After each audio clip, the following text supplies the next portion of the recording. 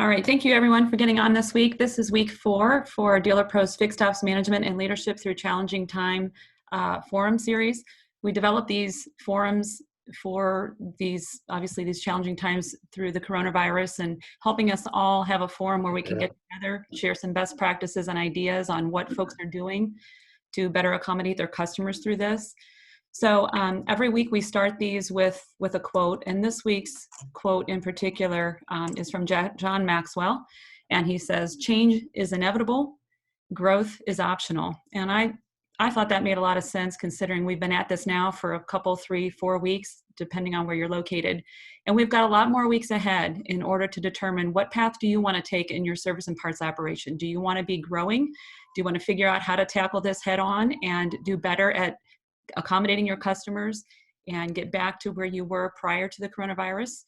Yes, we do. So let's grow through this together and figure out ways that we can get better at what we do and be prepared for when we do reopen. So in that vein, I kind of have been looking at different resources that are out there. There's all kinds of webinars, podcasts, articles now being developed, kind of doing the same thing we're doing here. So these are just some opinions that I found in some different articles. I looked at Auto Success and Automotive News, the Fixed Ops Journal, on their digital sites. And so here's what I found that I thought was interesting and worth sharing with you. A lot of the folks are saying, get better at what you already own. You have a CRM, you have OEM software, you have reporting, you have different software and tools and gadgets, tablets in the drive, a texting software. Maybe you have video software for your technicians. Get better at those things. Utilize all the features of all the things that you've invested in that you've never taken the time to truly understand and learn and get better at.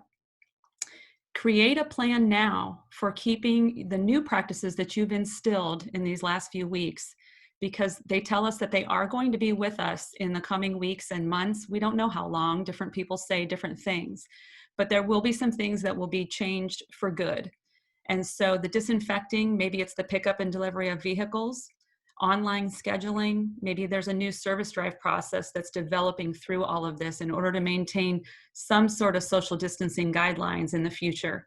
Start planning for those things now. Maybe you're going to have to reorganize someone's job or role in service and parts in order to accommodate these new ways of doing business.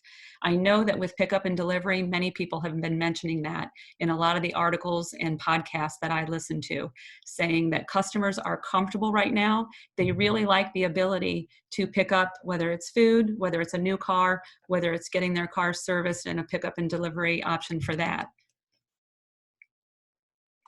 Do not shut off your market. There are ways to cut your budget. A lot of folks are cutting their budget with cutting advertising and cutting marketing, and of course payroll is part of that. They're telling us, do not shut off all of your marketing. Tie your sales department and your service department together in all your marketing. You want to create promotions and market to those high value customers. In other words, the customers that use you for everything, that have been coming to you for years, that you can count on through thick and thin. So continue to market to those customers for service and sales. Use video in your service and parts department. Zoom, which is what we're using today, which by the way, I hope this works out better this week. We moved from GoToMeeting to Zoom this week. It has some features that we're hoping will accomplish what we need it to do. So use Zoom, use Skype from your service department. Maybe your advisors are going to use Zoom or Skype with your customers now to enhance the texting option. We have to think creatively on how we can continue to ensure customers that it's a safe transaction to come into your dealerships. Many of these articles mention that there is a guarded optimism out there. That will be the new normal. And that was in the article by, I believe his name is Mike Dunn. It was this bottom one here, Insider's View of the Road Ahead. And he is he's the CEO of an Asian marketing consultant group. He was over in China, and so he shares in that podcast what he saw over there. Since we're weeks behind them, he was anticipating we'll experience the same things. And this was where he said China is now, with a guarded optimism. They've reopened, but people still are skeptical about where they should go and what is safe to, what transactions are safe and what businesses are safe for them to enter. And this is another point, this last point. If you've gone to any conventions for the automobile industry in the last 5 years or even more, it's all about digital capability and what you're doing to reach your customers digitally. And in service, we're always behind the curve with regard to that. We just don't spend as much time learning about that technology and reaching our customers digitally. And so I thought it was really interesting. One of these resources over here on the right talks about that the capability has always been there. Some people do it better than others. So those of you that aren't doing digital well, you need to do it now. This crisis has proven the value of that. And it's true. It has shown us that, you know what, customers will still come and they like the convenience of pickup and delivery. They like the convenience that online sales, and there are even software. One is called webbuy.com, WEBBUY.com, developed by an automobile dealer, I believe, in Montana. It's really cool. You can buy your car from start to finish, literally, and print out the paperwork and walk in the store and take your car home. Says you spend a total of about 30 minutes in the new car transaction process. So we need to adopt digital capability back in service as well. Here's just a few best practices. We've been sharing these all 4 weeks, so we're kind of slim on what's new out there. We've all done the pickup and delivery. We're doing no contact or touchless transactions in service and parts. But here's a few more ideas that people have continued to tell me in the last week since we last met that they think is so important. Using disposable items in the service drive. So steering wheel covers, gloves for your technicians, even for your advisors and your whole staff. One of the dealer groups we talked to is using the golf pencils for write-up that the customers take and leave with them. This is another idea that I got from someone. Loaners that are currently not being used, offer them to healthcare workers or first responders. Maybe they don't have a reliable car. Maybe they take the bus to get to work, or in some markets, the subway. You can offer your loaners where they're most needed and to some charities as well. And improve your website now. People that have gotten their website updated early and that are promoting early and often and staying in touch with their customers are the ones that are doing the best. So advertise service specials, keep those going, give your customers incentives and reasons to come back into your store. And one of those articles I referenced on the previous slide, which remember, you'll get all this information once we record it. I will send it out to you in an email and you'll be able to link to all this information within the PowerPoint. Studies show that sales have fallen off. If you talk to one person, they say 45%. Some others have said up to 65%, and some have even gone higher than that. Whatever the case, whatever the manufacturer, 45 to 60% of sales have dropped off. But online consumer shopping at car dealerships has only fallen by 10 to 12%. So people are shopping. They're getting online, and I even read in some cases they're walking through the steps of doing some online buying, and then they kind of stop short of contacting anybody for that sale. And they call those low funnel prospects. So people that are just starting to think about buying a car. Maybe they're not hot, but they're warm. So keep that in mind. I think there will be, we hope, there will be a pent-up demand that we're going to see on both sides of the dealership.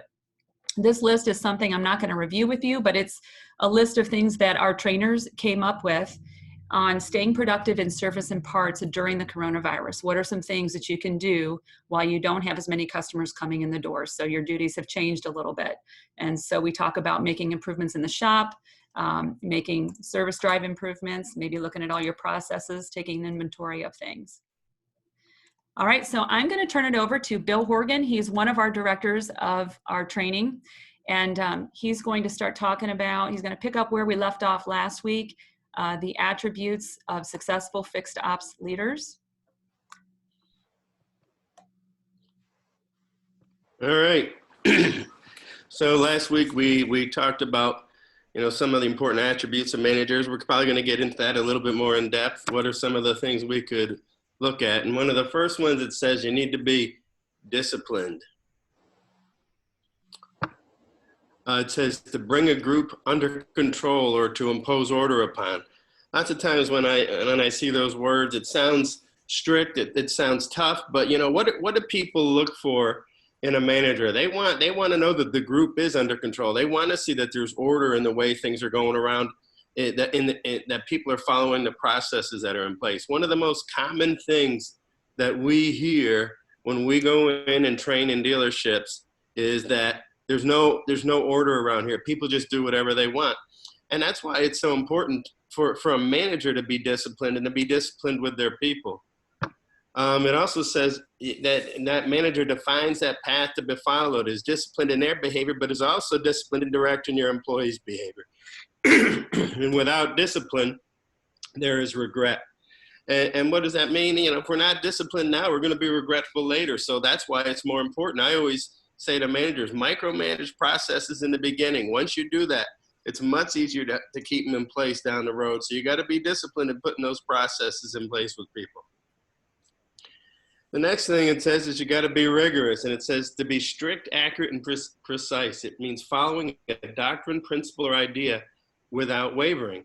And so, you know, times are changing right now. We were just talking, me and Kristen, before the call, saying that, you know, in our training, we have a number of different places where it says shake the customer's hands. Well, that's probably not going to go over very well in the future in training service advisors. So we got to take that out. But the point being is, whatever process you have to be in place, you have to be strict about it. You have to make sure that those people are following that process, because as a manager, if you let one person not follow the process, you're telling everybody else it's not nearly as important for them to follow that process. And if they don't feel that it's not important to follow it and they do, then they have resentment that they're following the process and the manager isn't making everybody else follow the process. Does that mean that they all do it exactly the same? Of course not.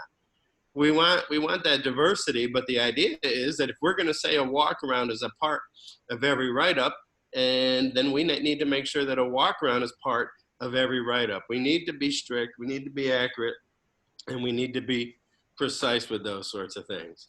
Next thing is it says he's got to be trustworthy, which means you got to have integrity.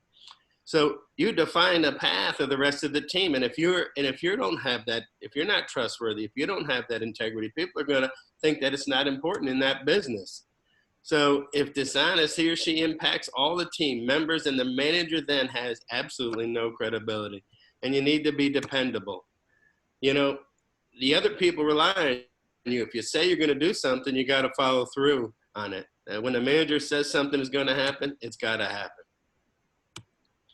And you need to be optimistic. This is one of the single most important things I think a manager can be. You got to be the person that looks on the bright side and keeps people focused on the positive of what's happening and going on around them, especially at a time like this where there's so much uncertainty. If we can fall into that negative, and it's easy to get sucked in by employees, it's easy to get sucked in by people. If they start to get negative, we could say, I know what you mean. Who knows when this is going to end? This is going to be crazy. But we got to be the positive person. What can we focus on now to make the best of it? What can we do now? Okay, traffic's down. What can we do now? Let's look the cars over that much better. Let's make sure we're providing that much better of a product for our customers. And it says he establishes a sense of urgency. This is going to come up again in a slide or two. But you got to create an atmosphere that things need to happen now. And he does not procrastinate and doesn't let his people procrastinate. And I can tell you from my own personal experience, procrastination can be a problem of mine. If I don't know the exact way I want to go about it, I keep thinking about it, and I end up putting it off. We got to be the people that creates urgency. And I mentioned last week, one of the reasons there needs to be urgency in a service department is because in a service department, our inventory is only there today. If we don't sell it today, it's not there tomorrow. So we got to have that urgency in trying to get it sold and out the door as quickly as possible. And it says perfection is the enemy of now. When you're putting a process in place, and again, I think I mentioned this last week, when you put a process in place, a lot of us are waiting to perfect that process before we implement it. Well, you know what? We keep rewriting our training manuals constantly because things change. This is a big example of how things are changing. We're probably not going to ask service advisors, as I mentioned just a minute ago, to shake hands anymore. And there's other things that we're going to change in our training because of what's going on with this. So you're always perfecting the processes that you have in place. And sometimes you can do that with the help of your employees and with everybody else. So what are some qualities of leadership? It says, an army of sheep led by a lion is better than an army of lions led by a sheep. I love that quote. It talks about Alexander the Great. People are looking for a strong leadership. And you know, Andy Andrews, who's a motivational speaker, says leadership is basically two things. It's the ability to make your mind up quickly and the inability to change it quickly. That doesn't mean you don't change your mind, but you know, what are people looking for? They're looking for you as a leader to make that change. It says leadership is defined entities that perform one or more acts of leading, the ability to affect human behavior so as to accomplish a mission, influencing a group of people to move towards its goal setting or goal achievement. So what do leaders have? They have two-way regularly scheduled meetings. And I think it's important to have meetings, especially in a service department. But I would tell you this, I think you should have advisor meetings. I think almost daily, you should have daily sales meetings with your advisors. I also think, and I wouldn't say almost daily, I would say daily. And I also think you should have meetings with your technicians on a regular basis. I think you should meet with them daily also as a manager, but I wouldn't have a big meeting every day. I'd probably have a big meeting every 2 weeks. And when I have that big meeting, I might make it at lunch. And for about half of that meeting, I would have some people from parts and some service advisors there. And you should have an agenda to the meeting. It shouldn't just walk in and say, what do you guys want to talk about? You got to have an agenda. And the reason you want parts and service people there is so you can communicate the issues that are happening between each one. It says you got to take action. So leaders solicit feedback and take action on that feedback. And so if you're going to have meetings and talk to people and they're going to give you advice, you got to determine if you're going to take that advice or not. And sometimes there's good reasons to do either one. And this is what Andy Andrews said, they make their minds up quickly. They don't procrastinate. And people want that in a leader. But they also have certainty. They change their mind slowly. So if you're going to make your mind up quickly and you change your mind too quickly, people are going to start questioning your integrity, or they're going to realize it's easy to get you to change your mind. So if you make a decision that they don't like and they realize if they keep coming at you, you're finally going to say, oh, just the heck, let's go back to the way we were doing it before, then they're going to change their mind. I always tell this story. As a manager, once I made my mind up, I stuck with it for the most part. And I always tell this story about my beautiful daughter. One time, she had a friend over, and they asked me to do something. And I said no. And her friend goes, oh, Mr. Horgan, please, can we do that? And my daughter looks at her, and she goes, my father said no. When he says no, he means it. And, you know, did I always say no to my kids? No, I said yes an awful lot. In fact, I used to be accused of spoiling them. But once you make up your mind, if people realize that you're certain about it, you're not going to change your mind back, you won't believe how much easier you're going to make your own job by having certainty as a manager. And they do not see customers as an interruption to their day, but they see them as the reason for it. This is really important. I remember years and years ago when I was managing, somebody walked up to me and said, Mr. Smith is here to see you. And I went, oh, no, not Mr. Smith. And I remember as soon as I said that, I said, that was the dumbest thing I ever said. Because basically what I just told my employees is now they can say, oh, no, not Mr. Smith, whenever they see him. So we got to realize the things that are coming out of our mouths are going to eventually come out of our employees' mouths. They treat employees with respect and value their opinion. If you remember the triangle management we talked about, our job is to train those employees to provide a safe and reliable vehicle to our customers. And so you got to treat them with respect, and you got to be cautious. You're not talking amongst your employees to one employee about another employee, because that's going to also hurt you, and you're going to lose credibility and observation. It says they inspect what they expect. You know, I'm going to tell you right now, one of the single most important things you could realize as a manager is just you can get agreement with your people to do things, to change things, to do a walk around or whatever it is that you want to change. Put menus in front of every customer. But if you think they're just going to drop everything and start doing what you're asking them to do, everybody on this webinar knows that's probably not going to happen. They're not going to do it unless we inspect it.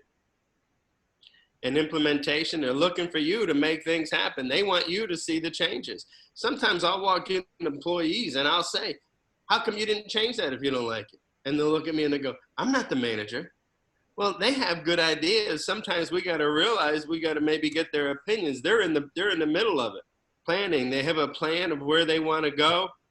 and goal setting. They set goals and actively involve employees in it. One of the things I said last week is that you hold people accountable for two things. One is process, one is goals. One is process, one is goals. So if you don't have those two things in place, you truly cannot hold your people accountable. So you got to focus on putting those two things in place. And they dress for their role. You know, you got to look good. Does that mean you wear a suit every day? No, you got to wear what you're supposed to wear in your environment. And some environments may require wearing a suit. Some environments may not require wearing a suit. But you got to be the leader in the way that you dress. You know, I was in Montana and everybody's wearing cowboy boots, jeans, and cowboy hats. Okay, that might work in Montana, but I don't know that that works in New York City. You got to look for the way that you're expected to roll. I'm sorry, you're expected to look. So what is a manager? A manager's job description in one sentence. You won't be surprised to see this. It says create a sense of urgency. And you got to create urgency. And the way you create urgency, there's a lot of different ways, but one of the ways you create urgency is in how you talk to people.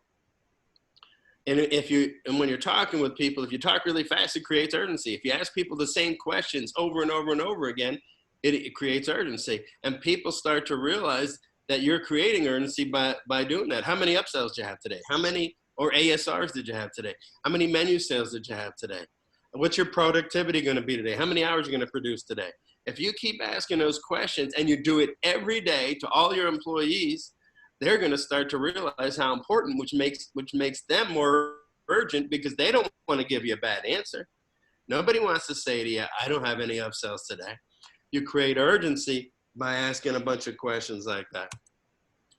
So what is a manager? A manager manages the following three things: people, product, and processes. People, product, and processes. So you gotta, when you come to work, it's a good thing to focus on those three things.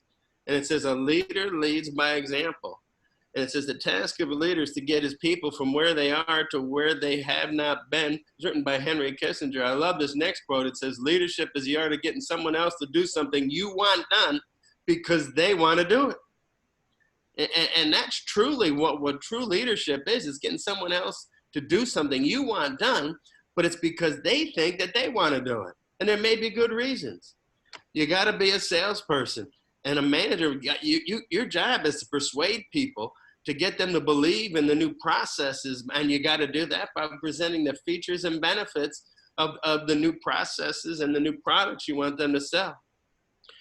And he's got to be a coach.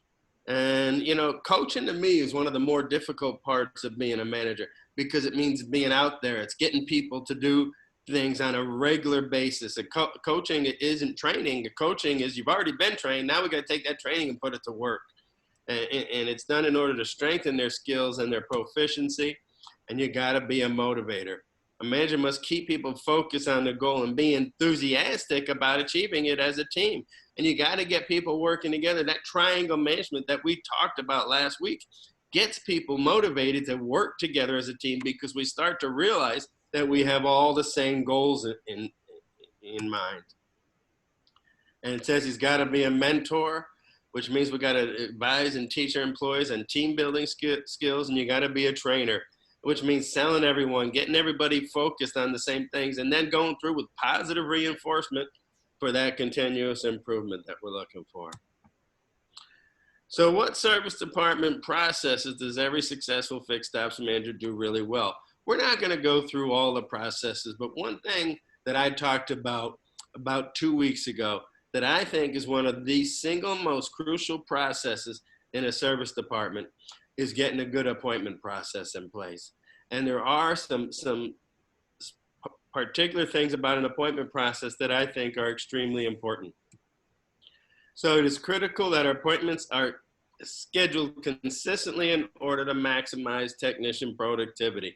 So what does that mean? It's to have a consistent flow of customers coming through the door, but it's not just for the technicians, it's also for the service advisors. So make certain there are enough vehicles to work on prior to the start of the workday. So that would mean the average technician to advisor ratio is typically 3 to 1, which means that each advisor would typically need 3 customers scheduled prior to the technician's arrival for the start of the day. When I go into stores and the technicians and the advisors start at the same time, It is so unbelievably evident how long the technicians stand around waiting for work. So you always want to have your advisors starting out so they can have those 3 customers written up before the technicians come in and get started for the day. Carryovers are a great way to maximize technician productivity. The dealerships that have more carryovers are going to typically have higher productivity. So what would be our appointment strategy? How many would we want? Well, that might depend on the type of dealership that you're in. So if you're in a dealership that's a typical domestic or import store, 12 to 15 reparators per day is typically a good number. And that number is going to be determined by how many hours those service advisors can produce. And so if a tech to advisor ratio is typically 3 to 1, and you want your advisors or your technicians, to flag 10 hours a day, that means they got to produce 30 hours out of those ROs that they're writing. In an RV store, that number would be about 6 to 8. In our express stores, 18 to 24, and that could really depend on the type of express that you have. And then in a luxury store, that number would probably be closer to 8 to 10. So how often should they be scheduled? Every 15 to 20 minutes in your average store. In an RV store, every 30 minutes to an hour. And express, it really is going to depend on your staffing levels, how many express you have. And then every 30 minutes to hour in probably a luxury store. So here's some tips. A large diagnostic job should not be scheduled for the afternoon unless the customer is advised it may be needed overnight. And you don't want your people to discourage waiters on minor maintenance and light repairs and state inspections. This is a really important thing because they're chasing customers away by making them leave the vehicle for minor things. And for emergency situations, you should always err on the side of the customer's safety. You always got to get those emergency vehicles in immediately. You know, the single most important thing to a customer is getting a vehicle diagnosed. They want it repaired, but it's most important to get it diagnosed. So what's your appointment strategy? All appointments should be assigned to a specific advisor. I know a lot of dealerships we go into don't do this, but there are huge benefits to have an appointment scheduled to a specific advisor. It puts your customer first prior to their arrival because the advisor can be proactively preparation. We call it pre-appointment preparation. So it's better time management for the advisors. They're going to be prepared when a customer walks in. They're going to know what customers are coming in at what specific time. Does that mean that everybody shows up on time? No, but they're going to be sitting there looking for that particular vehicle as it drives through the door. Who's coming in and when, and you're going to review that customer history. They're able to do that ahead of time instead of being surprised by who the customer is and being reactive. This is how we're being proactive. And we can do pre-writes by pre-writing the reparators, which means the advisors got everything in hand when they walk up to the customer if you still use paper ROs, and they are able to review the maintenance needs ahead of time. One of the reasons this is really important is it gives the advisor a certain amount of time to mentally prepare for that presentation to the customer. So the customer knows exactly what that customer is going to need, and they're able to prepare that presentation instead of just, if they don't know who that customer is, they're just looking it up, which means if it's a big service, they're going to be intimidated about presenting it at that moment in time. But if they've had some time ahead of time to prepare for it mentally because they know who's coming in and when, they're going to feel a lot more confident about it. And it's a much more personal experience to your customers to know the name of their advisor prior to that arrival. So how many appointments? This is all about math. So in the example we've used here, basically what we did, and I don't want to get everybody lost in the weeds with this, but how many appointments should we bring in the door? And we're going to talk about it for just the next few minutes, and then I got to try and get off. But number of technicians, 10, working an 8-hour day means they're scheduled for 80 hours. There's a term maybe some of you know, but not all of you know. It's called calendar utilization. And basically, calendar utilization says people Technicians are typically off. They're on vacation, out sick, going to school, training, and other things like that about 13% of the time. So by taking those 80 hours and multiplying it times 87, we know we have available hours on an average day of about 69.6 or close to 70 hours. And then you could do the same math in your store. So if you take what you believe your productivity or proficiency should be in your store, take that 69.6 times 120%. Now we know our daily labor hour inventory to sell is 83.5 hours. You take that 83.5 hours and you multiply it times 75%. And now we know what our appointment hours is, which is 62.6. What is the 75%? Well, that allows 25% of that 83.5 hours for walk-ins, tow-ins, and technician upsells and advisor menu sales. So that number could be flexible. Maybe you're doing a great job with that, and that needs to be 70%, or maybe you're not doing such a great job. I don't know if you want to make it 80. I'd say you do a better job at it. But right now, we know our 62.6 hours are how many hours we're going to schedule appointments for. So before I move on to that next thing I want to talk to you about, well, we'll move it on. So if I take that 62.6 and divide it by 1.5, what I have is 41.8, or I'd round it to 42 appointments per day. So that leaves 21 hours, basically, 25% of those available appointments for walk-ins, tow-ins, and additional service requests. So what are the three options for scheduling customers? I'm going to go through all three. There's one that I am particular to. The first one is schedule using hours. And in the scheduling using hours, we would use that in the previous slide. In the previous slide, we would use that 62.6 hours in doing that. So how does that work? We would have a certain number of hours for every vehicle, or we know that every day we get 62.6. So every time you schedule an appointment, you're going to take time off of what you would call your time bank of that 62.6 hours. This isn't a terrible way of scheduling. I think it's probably the second best way of scheduling. The reason I struggle with this one is because somebody has to choose the correct labor operation every time. Someone has to have an idea of how many hours each job pays. And if we're relying on a BDC or even a service advisor who's in a big rush, they're probably going to make mistakes. The next one is to schedule using technicians. And in scheduling using technicians, the way that we would do this is we would have technician Bob, and from 8 to noon, we're going to schedule in Mrs. Jones. We think it's going to be a 2-hour job, or 8 to 10, we're going to schedule Mrs. Jones. We think it's going to be a 2-hour job. Then from 10 to noon, we're going to schedule in Mr. Smith. And that's how we would schedule their day. This way of scheduling typically has the lowest productivity in most shops we go into. And one of the reasons being is you schedule technician Bob for Mrs. Jones from that 8 to 10 time period, and he finishes in an hour and a half. That technician Bob knows his next job doesn't show up till 10 o'clock, so he's standing around for a half an hour doing nothing. And if you try to give him work, he say, oh, I can't do that. I got another job coming in at 10 o'clock. And you see over and over and over again, it has the lowest proficiency and productivity in most shops because the technicians are standing around because we didn't schedule them properly. To me, the most effective way of scheduling is to schedule using appointments.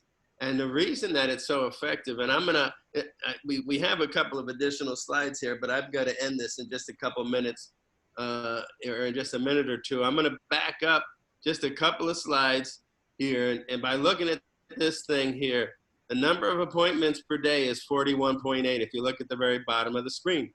So the reason I would say that this is such an accurate way of scheduling is hours per row, pardon me, don't change a ton from day to day to day. And so if I know my time bank is 62.6 hours, which it is right here, then I know if my hours pro goal is 1.5, then I need to bring in 42 appointments every day. And it's pretty much that simple. So I would highly recommend that if you're going to schedule, I would schedule by appointments, but the second best way is hours. And I would try not to schedule by technicians. But if you're going to schedule by technicians, there is a couple of good people that you might want to do that for.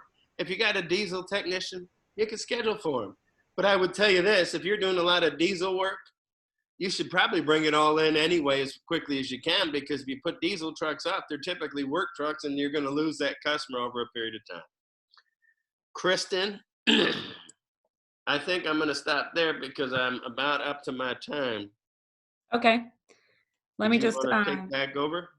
yeah, I will. Let me just go over a couple more things as we complete this week. So yeah, we have such a wealth of information. Bill does, Rod and Kevin, our directors of training, all have such an incredible amount of experience and information to share. So we hope that these are helpful to you. We want to be a resource and give you some skills that you can kind of brush up on. Some of this might be a refresher for you. Some of it might be new. But so we're going to continue these forums on Fridays at 3 p.m. Eastern. And I know a few of you have emailed, called, and texted me. I'm sorry. I will get to you after the call, but we are recording this, remember, so we'll send this out to you in an email. If for some reason you don't see it in your inbox, be sure to check your spam folder. But one of the things we want to offer you this week, and this is a quote that Don, our CEO, uses frequently, and our trainers use out in the field as well.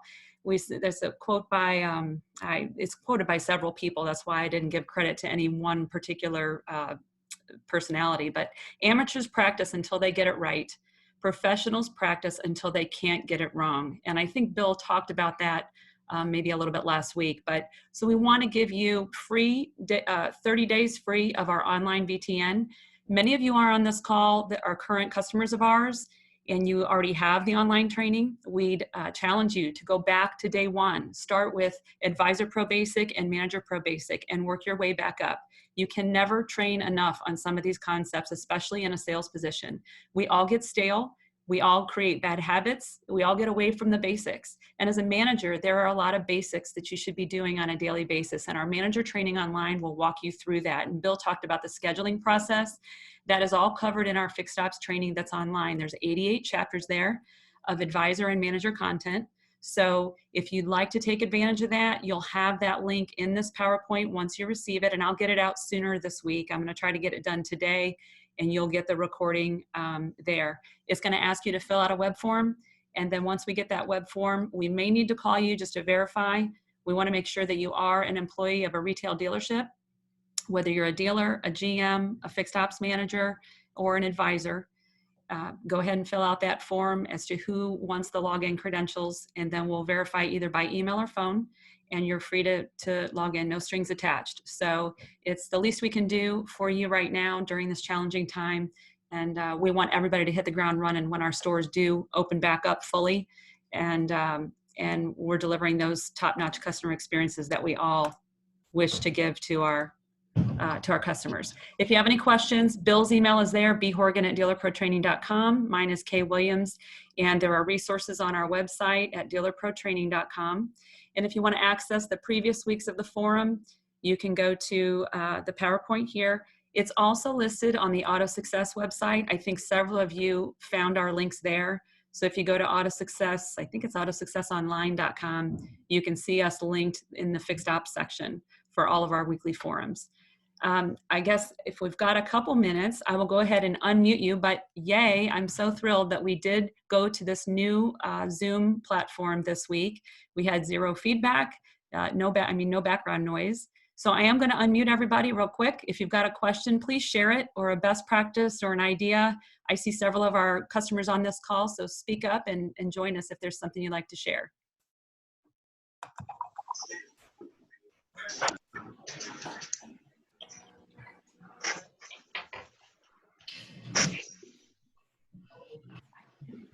I know some of you on this call, I've already stolen your thunder. I've shared your good ideas in the last few weeks. So tell us about your market. What's your market look like? Those of you that are still open, how many customers are you seeing a day?